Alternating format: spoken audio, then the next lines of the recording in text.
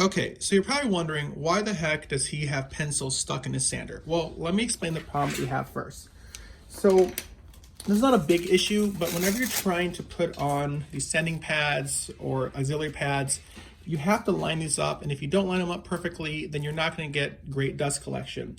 My issue is it can take a bit of time to do this, and I like to make things more efficient. So here's what we can do. We take the two pencils, we stick them into the dust collection holes, and in this case, I actually have two pads I want to put on. So I'm going to just line them up and make sure that they're the right holes, and then I just put them on. There goes one. Make sure I line this up. Do this again.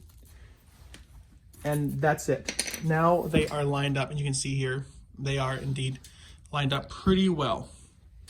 And at this point, I can put on the pad, and we are good to go. So just a very simple method, and I thought to myself, if this just came up to me now, then maybe there's a couple of you guys who would benefit from doing this. So if you've got two pencils or chopsticks, it'll work great. So hope this helps, and I'll see you guys on the next one.